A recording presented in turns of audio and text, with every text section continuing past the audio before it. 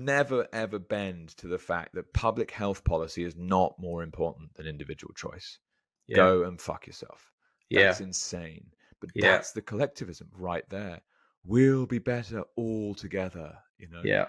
Yeah. So yeah, what Nobody's safe resonates? until everybody's safe, right? Yes, yes. Even though it's actually like you have to be 80 and have 4 comorbidities. Yeah. The data said it, right? Yeah. But that didn't Yeah. make sense. You can't say that. So I think, I mean, the moment you embrace that ideology, the moment you hear somebody talk about the greater good or the public good, you're on the road to hell, because now you start justifying the violation of individual rights for the so-called greater good. And then you have to ask the question, who gets to decide what the greater good is, right?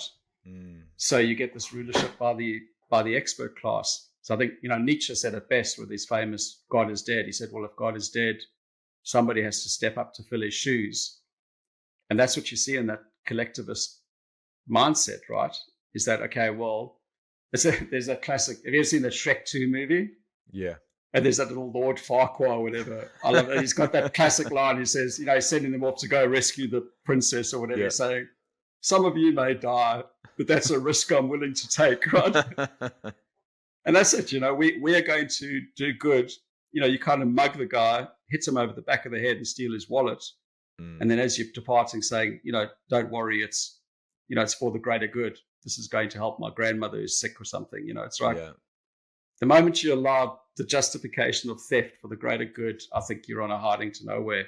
Well, it actually reminds me of this is my opinion only, and it's very much like a armchair position without enough understanding, but like going and bombing Iran and saying now there's going to be peace. Yeah. Sorry? Yeah, exactly. No. Yeah. We're bombing you and now there will be peace. Yeah. That doesn't make sense. Yeah, good luck with that. Yeah. And so, Chris, what intrigues me here, though, is there's no doubt to my mind. Okay, fine. You mentioned things like The Sovereign Individual, awesome book, and The Creature from Jekyll Island. Okay, you're getting into the nitty gritty of like what even is a central bank? How does the Federal Reserve even exist? Who owns it? Who's benefited from it for 100 years? Like there's little tidbits of information you can pull together to understand. Okay, maybe the money that I was born into using isn't as effective for me as I thought it might be.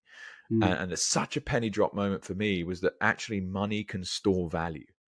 Yeah. I was like, what do you mean money can store value? That's not, no, you have to invest in stuff. It's like, no, saving and investing through a sound money lens are different things. Yeah. Completely different risk profile, completely different thing that you're actually doing with it. Yeah. And you're like, wow, this is magic, really magic. But where I'd like to go, Chris, is this idea of collectivism and saying, okay, if we are too collectivist and there's the, trust the experts, bro type narrative, at the other end of the scale, you've got ultra libertarian. And it's like, do whatever you want, whenever you want. And yes, there's slightly more of a framework to it than that when you dive deeper into libertarianism, but we are tribes. Ultimately, if you struck out on your own from the hunter-gatherer tribe, you wouldn't survive all that long. Yeah. If you go ultra-libertarian, a couple thousand years ago, you're probably not going to do that well. Yeah. So where's the happy middle ground between that kind of collectivist stupidity and then basically just going to fuck yourself up because you're on your own? Yeah.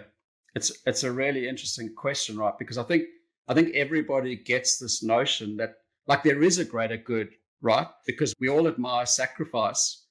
And you're a parent, right? I mean, that for me, that moment was transcendent. The first time I held my first child. Absolutely. Yeah. And for the first time, I realized that I would suffer any pain to prevent this child from having any pain, right? So, I mean, there's that sense of sacrificing for a greater good, but there's a difference when you're doing it voluntarily as an individual in the context of a common set of values around life, liberty, and property, as opposed to that being imposed upon you by an authority who's now saying, okay, well, I'm going to be generous off the back of your sacrifice, and that's enforced through, violence at the end of the day, right?